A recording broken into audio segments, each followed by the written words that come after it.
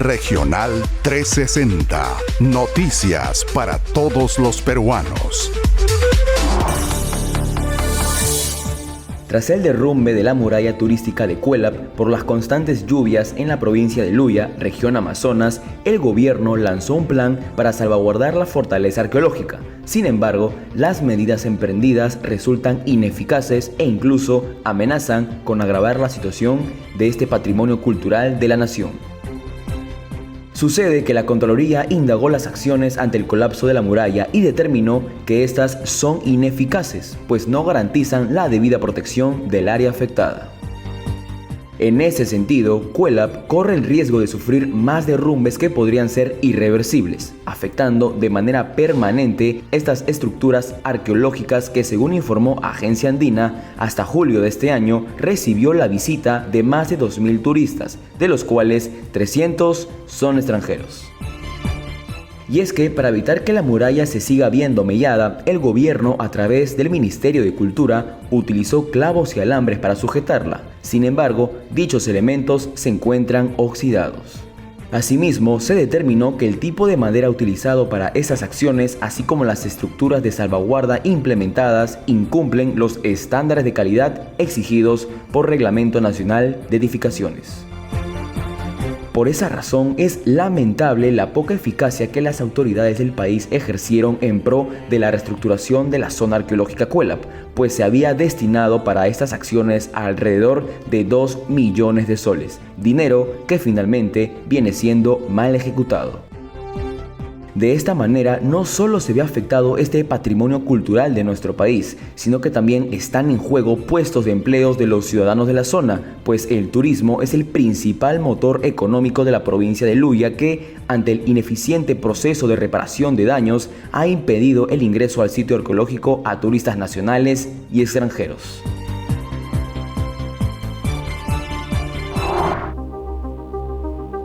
El Ministerio de Salud advirtió que hasta la fecha no se ha logrado alcanzar las tasas deseadas de vacunación contra la polio y a vacunar a sus menores hijos.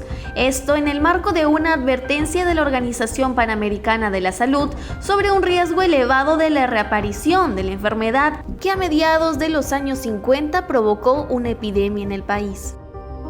Y es que, de acuerdo a datos del MINSA, hasta el mes de octubre solo se ha logrado vacunar con el esquema completo al 57.92% de la población infantil objetivo, es decir, infantes menores de 18 meses. Sucede que factores como la pandemia del COVID-19 han afectado el correcto desarrollo de la vacunación infantil a nivel nacional. En el año 2019 se logró vacunar contra la polio al 87.3% de la población objetivo, pero tras la pandemia en el 2020 la cifra descendió a 71.6%, y si bien en el 2021 el número de niños inmunizados aumentó al 78.8%, aún existen brechas que ameritan cerrarse con urgencia. Sin embargo, otro factor importante explica esta baja en las tasas de vacunación, y es, una vez más, la deficiente gestión presupuestal de los diferentes niveles de gobierno. A nivel del gobierno central, solo se ha ejecutado el 65.8% del presupuesto del sector salud, entorpeciendo así el buen flujo de las vacunas para millones de niños a nivel nacional. Algunas de las regiones que más han sentido las consecuencias de esta insuficiente gestión son Puno, Ucayali y Loreto. En esta última solo se ha vacunado contra la polio a un 50.7% de la población objetivo, y las cifras son aún peores para enfermedades como el sarampión, paperas y rubiola, que representan únicamente el 26.1% de la población vacunada. Asimismo, Puno presenta un 50.1% de inmunizaciones contra la polio y Ucayali un 54.7%, mostrando la deficiente gestión a nivel de los gobiernos regionales. Para hacer frente a esta situación, el MINSA anunció que este 28, 29 y 30 de octubre se tendrá la segunda jornada nacional de vacunación, ofreciendo 17 vacunas contra 27 enfermedades. No hay que olvidar que la salud de los niños del Perú es un deber compartido entre el Estado y los propios padres de familia. La noticia que importa en tu región desde Lima y todos los rincones del país. Regional 360.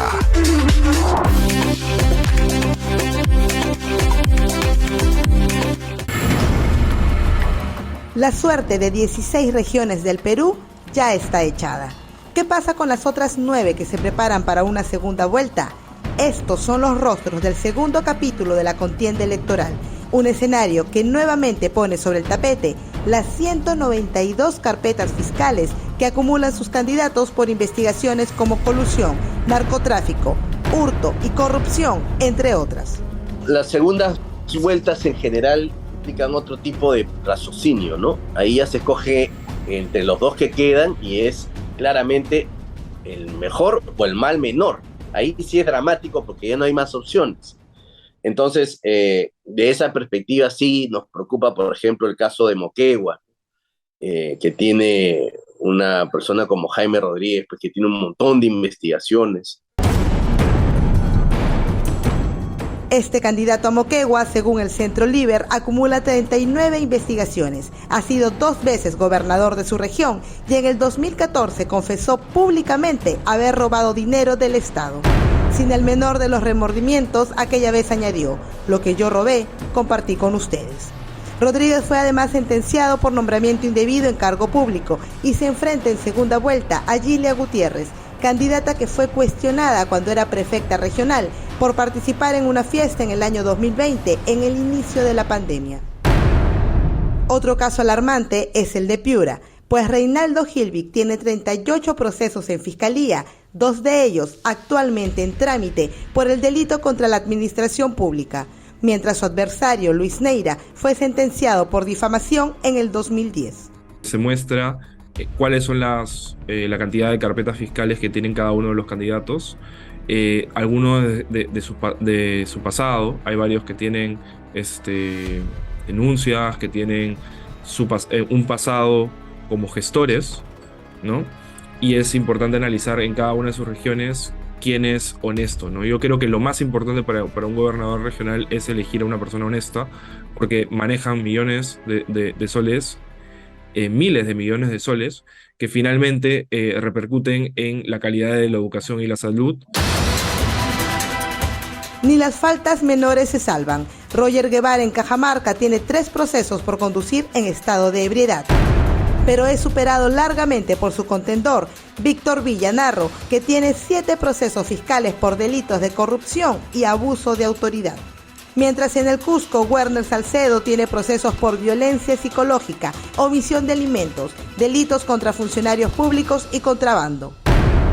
Los antecedentes están dados, sin embargo, ¿podríamos estar hablando de seguidores partidarios que se nieguen a aceptarlos? En un sistema corrupto como el que tenemos, mayoritariamente corrupto, donde la justicia se compra, las absoluciones son bastante relativas, ¿no? Tienes un buen abogado que te saca, o realmente eres inocente, o bueno, efectivamente el cargo es infundado, podría pasar.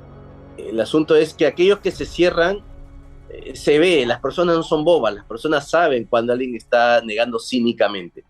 Y yo creo que ese mecanismo en un mundo donde ya toda esa información y todo se sabe es cínico y es además torpe, porque yo creo que hay cosas que no se pueden negar, que son evidentes y objetivas. Nuevamente la lista continúa y lo que parece competir en los próximos comicios son las carpetas fiscales. En Amazonas, ambos candidatos superan las 18 investigaciones. En Lambayeque se enfrentan 15 a 1 y en Pasco 13 a 32. 9 regiones del Perú definen su futuro en las próximas semanas. Es momento de darle un lugar a los antecedentes y no dejarlos pasar. Regional 360. Noticias para todos los peruanos.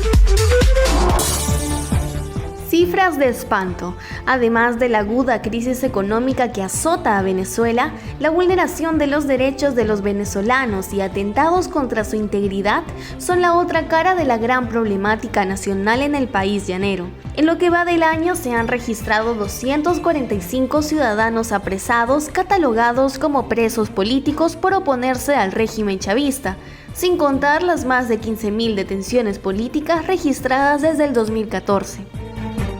Además, por si fuera poco, de acuerdo a la Misión Internacional Independiente de las Naciones Unidas sobre Venezuela, se vienen registrando 122 casos de víctimas sometidas a torturas. La presidenta de la misión, Marta Baliñas, denunció estos hechos en el último informe de la ONU sobre Venezuela y acusó al Servicio Bolivariano de Inteligencia, SEBIN, y la Dirección de Contrainteligencia Militar, DIGESIM, de ejecutar planes orquestados por el propio Nicolás Maduro para reprimir a la oposición del gobierno. De acuerdo a la ONG venezolana Foro Penal, de los 245 presos políticos, 132 son hombres y solo 13 son mujeres. Asimismo, se han contabilizado 118 civiles y 120 militares apresados por razones políticas, e incluso se ha encarcelado a un menor de edad. La persecución política no cesa y ahora el Comité por la Libertad de los Luchadores Sociales y Presos Políticos informó que 6 dirigentes sindicales que fueron detenidos a principios del mes de julio serían enjuiciados por los delitos de asociación para delinquir y conspiración en contra del gobierno de Maduro. Las cifras de abusos y excesos en contra de la población venezolana generan indignación a nivel mundial e ilustran la caótica situación de un país cuyo gobernante se ha dejado cegar por la ideología y el afán por el poder. El presidente Castillo anunció la creación de una planta de vacunas como parte del cumplimiento de una de sus promesas de campaña. En este sentido, el mandatario confirmó la instalación de una comisión multisectorial gestionada por el Ministerio de Salud según la resolución suprema firmada por el presidente. De acuerdo al mandatario, la comisión se instalará en un plazo máximo de 15 días y contará con 90 días hábiles para entregar el informe técnico con acciones y lineamientos que permitan planificar e implementar dicha planta de vacunas. Sin embargo, expertos en la materia han cuestionado la viabilidad de dicha propuesta. De acuerdo al profesor de la Facultad de Medicina de la Universidad Nacional Mayor de San Marcos, Sergio Recuenco, esta planta sería un proyecto a largo plazo que podría tomar hasta 7 años y además requeriría de gran inversión y de tiempo de capacitación para el personal involucrado. Del mismo modo, el jefe del Instituto Nacional de Salud, Víctor Suárez, mostró su desacuerdo ante el anuncio y aseguró que las eventuales vacunas producidas en territorio nacional correrían el riesgo de no ser aprobadas por la Organización Mundial de la Salud, así como ocurrió en países como Cuba y Rusia. Asimismo, cabe recordar que la Organización Mundial de la Salud anunció recientemente que el fin de la pandemia por el COVID-19 se encuentra cerca. Y es que la pandemia ya viene siendo controlada y cada vez son menores las cifras de contagios y decesos. En ese sentido, surge la necesidad de cuestionar la idoneidad de esta planta de producción en un mundo pospandemia. Por otro lado, la crisis de abastecimiento de vacunas COVID-19 ha sido ya superada y la actual problemática radica en la colocación de las dosis a nivel nacional.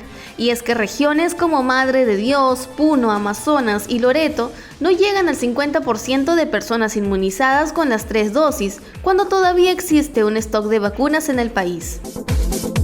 En efecto, el proyecto de la planta de producción de vacunas a nivel nacional fue un sueño que compartimos todos los peruanos frente a la pandemia por el COVID-19.